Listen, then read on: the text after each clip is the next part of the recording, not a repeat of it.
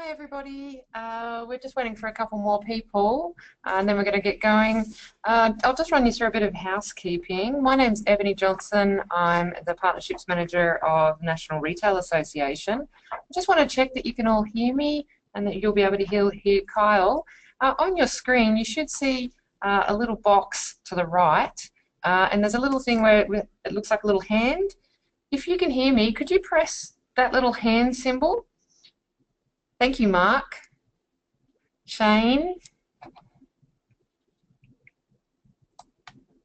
Yep, starting to get quite a few hands. Fantastic.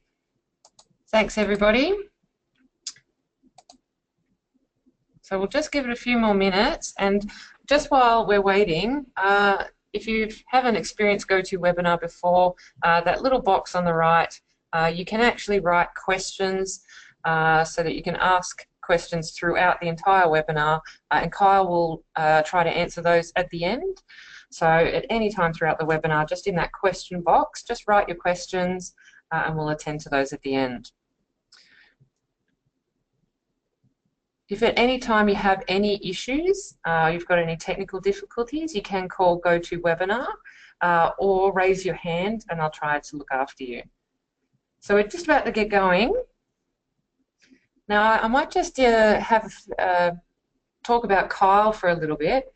Kyle represents the leasing department, and Kyle's a retail property specialist with degrees in property, economics, and business administration.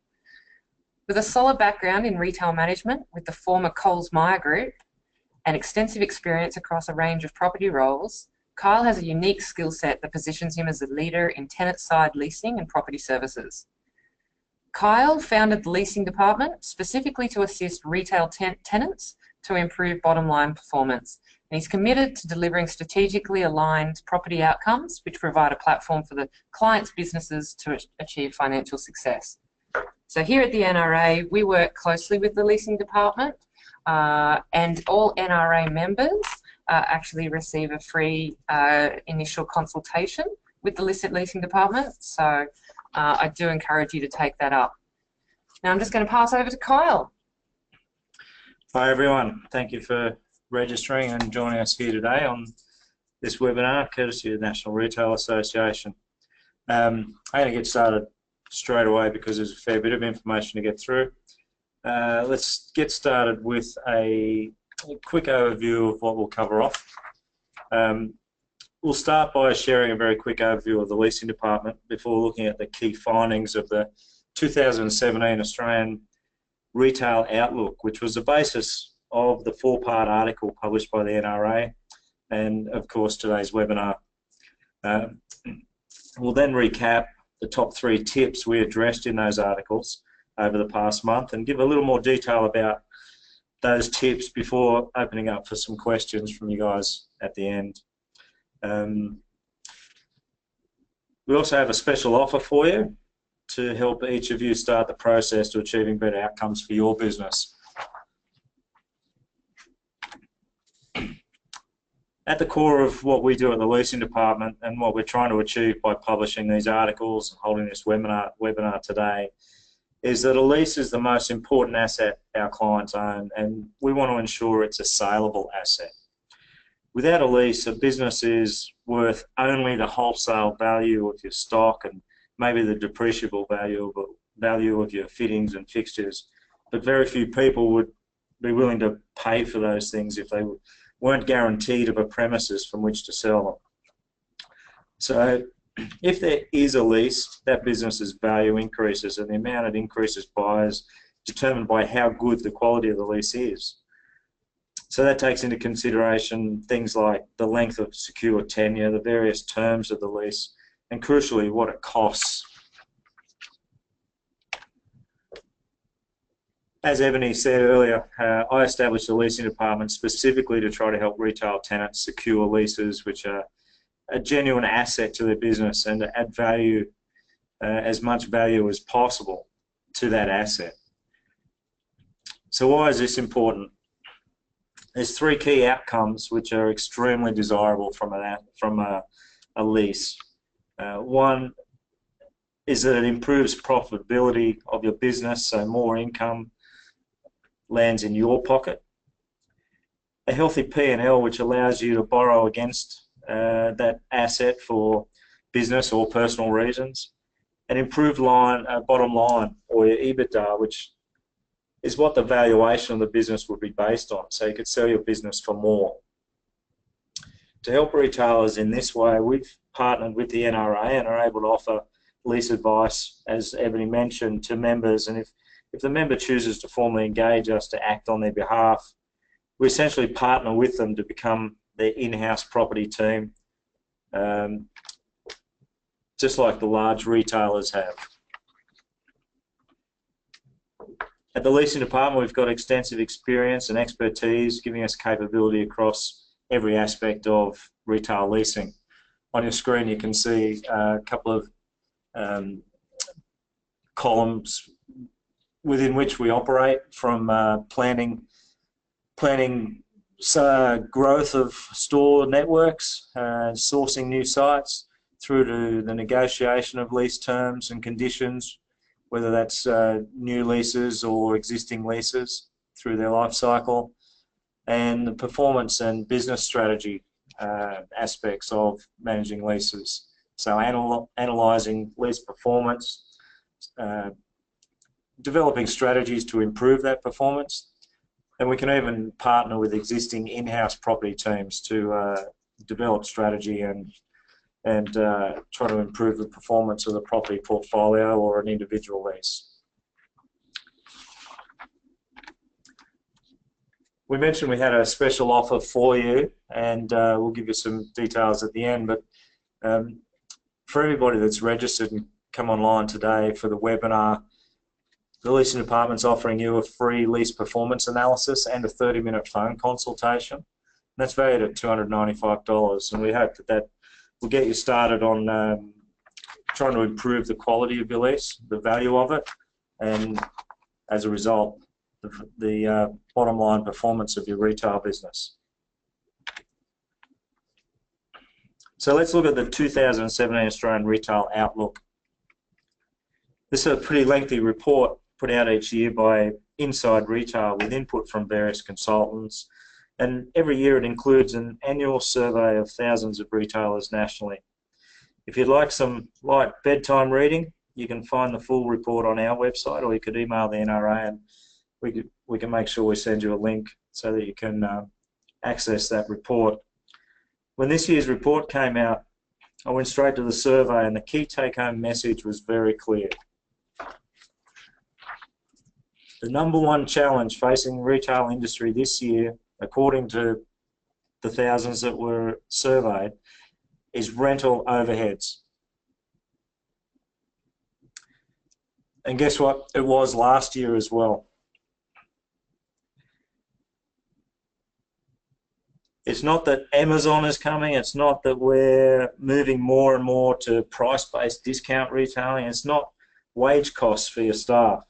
It's how much your landlord is charging you to have a premises for your customers to come and buy from you.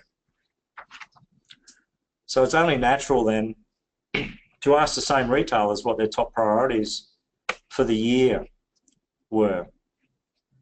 That'd be an easy one, you would think, based on what you see there. It should be to reduce my rent. Unbelievably, reducing those rental heads is nowhere in the responses. Let's look at the top 3. How many of you have 1, 2, or all 3 of these on your top priorities and have a strategy in place to achieve them? Increasing sales, increasing margin, increasing stock turn.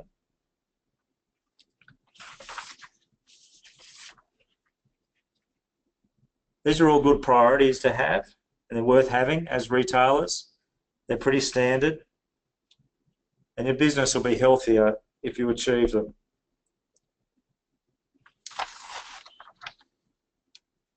But rental growth is outpacing sales growth, resulting in retail margin erosion. By doing nothing about unsustainable cost escalations, places the retailer at significant risk of becoming unviable within their current lease term. So what's that mean? Your rental costs are increasing on average by 5% a year. So if your rental costs this year are say 100K, next year they'll be 105K. That's $5,000 out of your pocket. To put it back, you have to increase your sales by around 16.5%. That's if your GP margin is, say, 30%. Many retailers operate on less margin than that. So it's absolutely crucial that you do everything possible to minimise your rental overheads. So let's look at the top 3 tips that we covered off in our articles on how, when, and the best ways for going about that.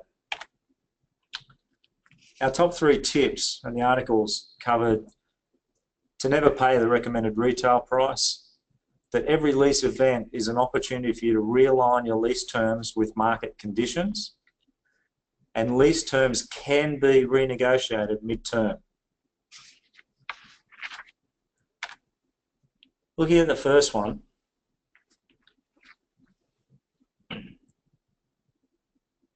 when I say never pay the recommended retail price, let's consider that a lease offer from your landlord will come with a base rent figure, and I consider that the recommended retail price, to use our retail terminology. Rent should be what the business can afford and not what the landlord proposes. What we need to do is look at what your business can afford. And to do that, we look at benchmark occupancy cost ratios. Occupancy cost ratio is the ratio of what it costs you to lease those premises against the performance of the business or your turnover as a percentage. So most of you may, hopefully, know what that ratio is in your business, whether it's 8%, 15%, 20%. Unfortunately, many operate at an occupancy cost ratio even above 20%. So the first 20% of your turnover goes into the landlord's pockets. You need to understand these retail metrics in order to negotiate the best possible outcome on that recommended retail price. Base rent's just one part of that equation. Okay, there's many other aspects of that equation that gets thrown into the mix and negotiated during lease negotiations. Things like fit-out incentive, the amount of annual increases, and all sorts of other things that are thrown into a lease that you can negotiate. And some of those things may affect rent positively or negatively. You can, as my article explained, you can amortize some incentive into your lease and pay a little higher rent than you could have gotten it for if that suits your strategy. So there's lots of different ways you can manage that whole equation to come out with with terms, commercial terms, that suit your business's strategy. If you have a lot of startup capital, you may be happy to pay for the full fit out yourself and make sure that you get the lowest base rent possible. If you don't have that seed funding up front, and it's really important that you get some money out of the landlord to do your fit out, then you may be willing to sacrifice a little bit of that base rent to get some money out of them. But at the end of the day, the benchmark, the occupancy cost ratio has to be at a percentage level that your business can sustain, not just for the first year, but in the final year of that lease term, given that it's going to increase by 4 or 5% every year. Okay. And at the end of the day, if that occupancy cost ratio is too high, you need to be prepared to walk away from that site and start again somewhere else.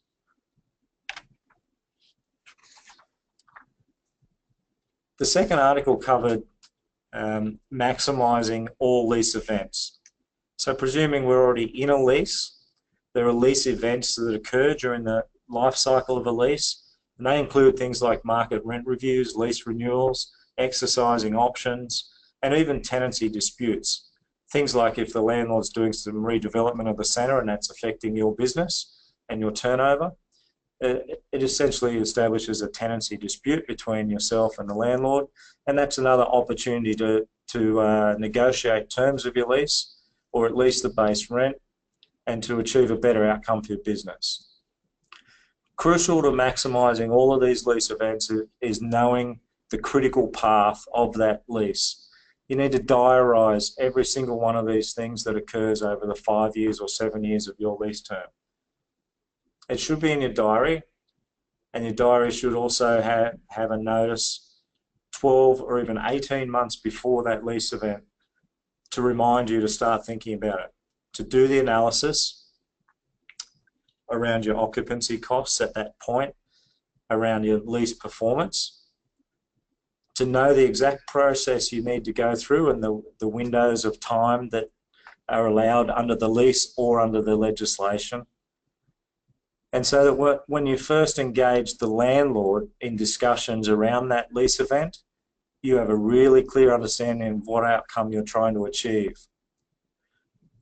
And even though the lease event might be a market rent review, which deals purely with base rent, you can always negotiate add-ons. If you're in the negotiation process anyway, you can always raise other things. If you need, if your 5% increases every year are destroying a business, and you're in a business that's not growing by that sort of annual growth, it's a good time to discuss with them a complete change of those terms. You have to take every opportunity available to you to renegotiate and realign those terms with the current performance and the current market conditions you're experiencing.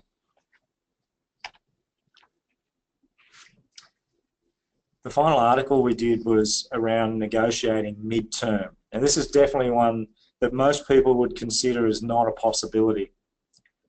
To be able to negotiate a change to your lease when there's no catalyst for that, you're not coming up to a lease renewal period or a market rent review or anything like that, it's just in the middle of the lease period, it is still possible to negotiate midterm. Of course, the landlord's not legally obliged to enter into discussions or negotiations with you, and they would definitely prefer not to, but in many occasions it makes sense, and it's the best thing for both parties that you do raise issues and concerns at that point. It's an opportunity to manage that occupancy cost ratio when you realise that that's getting up too high, that it's placing your business under financial distress, and when it's causing erosion of your gross profit and essentially ruining your business. If the occupancy costs ratio is underperforming, you need to negotiate better terms irrespective of when you are in the lease cycle. These are not easy negotiations. As I said, the landlord is not obliged to negotiate with you or to do anything for you. So they tend to be drawn out negotiations and quite challenging. They could take 6 months or longer to get a result, and in some cases you may not get a result, but in many cases it's possible to. But you have to be prepared, you have to understand your performance, and you have to be able to present the landlord with clear evidence of that financial distress, and that it's not of your own doing. So retail metrics like sales per square metre and visually inspecting a store will immediately tell us whether you're a good operator, whether your stock turn is solid, whether your merchandising is very good, all of those things. If they're in place and you're clearly doing everything possible as a retailer to achieve maximum sales, and yet your turnover is still not enough to be operating financially viably, then it can be presented to the landlord that it's their responsibility to deliver foot traffic to your business as well. it's a shared responsibility. And what we try to do is present the fact that they're not holding up their end, or the premises they're charging you for is not worth as much as they're charging you for. In those cases, the landlord will expect to see sales reports and exact turnovers, possibly graphs of sales decline if they've done anything that may have impacted on your business, like redeveloping centres or bringing in a competitor into the centre, and all of those things that can happen within a lease cycle. I think I mentioned in the article that even new technology can impact on your sales. But we have to be able to show the landlord exactly what your sales are doing, declining patterns, that the occupancy cost ratio is at a level that is not sustainable by a retail business. And then at the end, we'll also want to be able to show the landlord what's in it for them. Obviously, if you go and have to close your doors, it's not good for a landlord. So we want to paint a fairly positive picture of the benefits that they would get by agreeing to rental abatements or redoing your lease for a new long-term lease at a lower rent and things like that. As I said, these aren't easy negotiations, but it is possible, and we need to do it before you reach a point of severe financial distress and failing business. So to summarise what we covered in the articles and here today, the key thing is that despite being recognised as the biggest challenge facing retailers, reducing occupancy costs doesn't figure in strategic plans. Retailers have to take every opportunity to realign costs with sales performance, whether it's at the start of a lease, entering into a new lease, whether it's at the point that you have a lease event like a renewal or a market rent review, or whether it's just midterm. Landlords have to share the responsibility, and understanding some of these retail metrics and being able to present those to the landlord helps to get a commitment from them to share that responsibility. And I guess particularly with some of these more challenging negotiations, partner with a specialist tenant-side retail leasing consultant to achieve the best outcomes for your business. Okay, well, thanks very much, Kyle. I'm sure everyone would join me in saying that was really interesting and enlightening, and good to hear a different perspective, because we really don't get that insight on what retail tenants can really do to negotiate better terms rather than what's assumed. And I'm sure that's extremely important for small to medium businesses as well as large. So we have had some questions come on in, and so if you do want to ask some questions of Kyle, please do put them in the question box. So just to kick it off, we have a question here from Wayne, and he'd like to ask, why does rent not cover general rates, and therefore it's added to outgoings, making it very expensive? Do you want to comment on that, Kyle? Not really. Yeah, outgoings is a challenging one in itself. Essentially, why they're not linked to base rent is purely because of that term, base rent.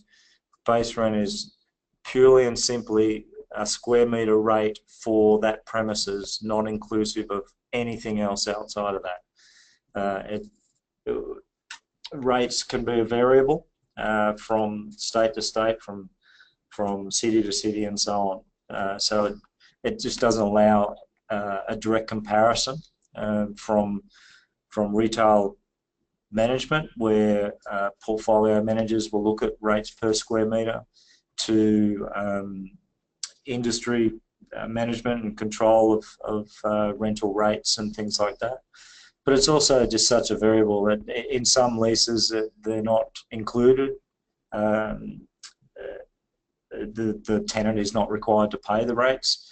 In others, they are. And outgoings can even be something that's negotiated between a landlord and a tenant. So that's probably the most simple thing. It is considered an outgoing, and that's why it comes under there. All right. So do you find so different leases have different arrangements? They do, and between retail leases and commercial leases, some retail tenants fall into a commercial lease depending on the premises they're leasing and a number of other factors. So again, it's just something that's a little more variable than what we like to keep base rent as. That's probably the best explanation, yep. Wayne, and it's why occupancy cost deals with gross rent, and it certainly makes up a part of the gross rent, which is a more probably a better way of discussing rents as gross rent, with all of your costs included, rather than just speaking about base rent. That's great. I hope that answered that for you, Wayne. I've got a couple of questions that are quite similar here. Mark asks, what is a good benchmark for OCR? And yep. Also similarly, Shane suggests what's the best place to find retail-specific OCRs to compare. So they're kind of linked. Okay. Benchmark OCRs are a little different depending on which sector you're in. Mark, I'm not sure what type of retail business you operate. It does vary, and there's to give approximate guides. Paint and hardware. Paint and hardware. Mark. Thanks, Mark. Paint and hardware. Okay. To give an approximate guide, if we enter into a new lease, I would always be trying to make sure that the occupancy cost ratio is no more than 10% of your forecast turnover in any business. Now, a landlord will generally not be fussed if you're reporting sales and they're calculating the OCR and they know you're at around 18%. A shopping centre landlord is generally going to be okay with that. And if we go to them and ask them for reduced rent, they're probably going to be difficult to deal with because they think 18% is something you can deal with. Certainly if you're above 18% to 25%, I would expect you're experiencing some financial distress and you're having to action cost-saving measures elsewhere in the business through salaries, other overheads, and retail costs. What we find, there are other businesses that, depending on their gross margins, let's take, I have a client right now who's a fresh fruit and vegetable operator and their OCR is 8%. And in most businesses, that would be quite good. In fruit and veg, however, their margins are extremely small, and if I was negotiating a new lease for them, I'd be trying to keep it around 4%, which is a very small margin, but their gross profit margins are so small that that's where they have to be at. For most businesses like homewares and stuff, I would expect your gross profit margins are generally, you know, some hardware stuff maybe around 15 to 30%.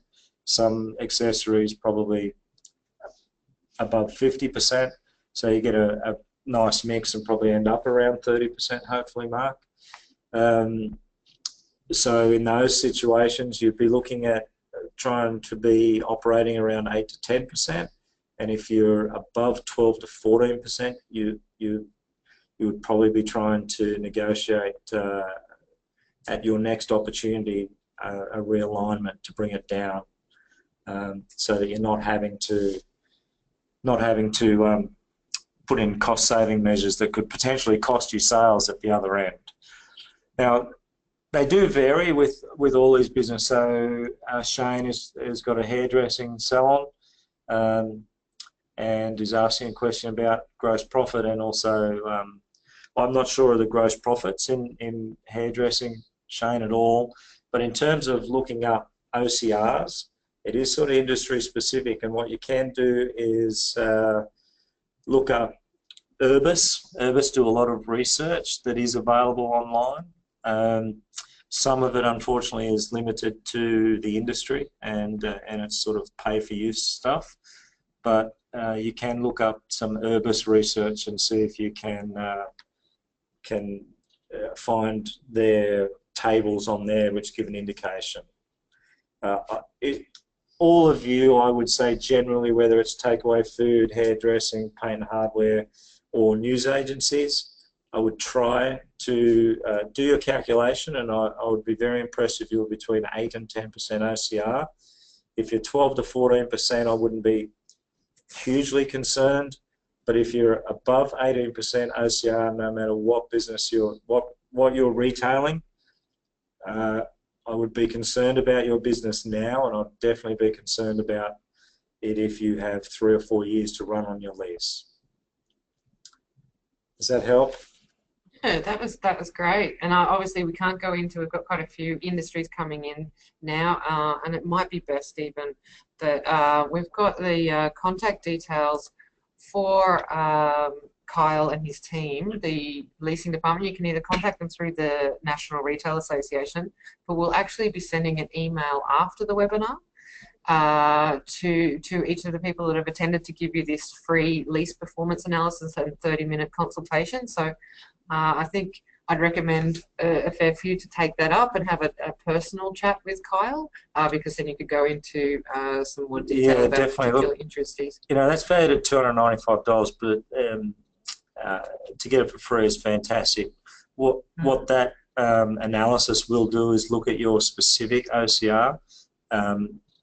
We will need you to supply turnover figures, moving annual turnover, a 12-monthly sales figure, and details your last rent invoice, so that we can do some analysis, and that will come back with some recommendations on and even conversation around the strategy for achieving what our recommendations are on that. So in that free consultation, we'll look at industry-specific OCRs, and that might be great. I'm really glad everyone's asking about OCR, because it's such a crucial metric.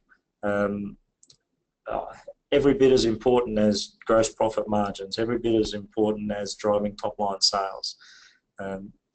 It truly is the key to understanding whether you're performing or not, and having an opportunity to remove that. Yeah, well, it's just one of those forgotten costs that going by that survey. Yeah, look, my belief is that you know, you guys are retailers, so you look at your retail strategies, and that's completely understandable. OCR is more a leasing KPI, and people who work in leasing and property understand those things better, and strategies for improving it. But you know, that's why we're in business, to help the tenants rather than working on the landlord side, so we can try help with those things and make the top end a little easier for retailers. Fantastic. Well, that's great. So we'd like to thank you all for joining us today. We hope it's been useful for you. And please do look out in your inbox for an email from the National Retail Association. If you don't receive something, please do get in touch, and we'll put you in touch with Kyle and his team. There's our phone number, just in case you need it. And thanks, and have a great afternoon.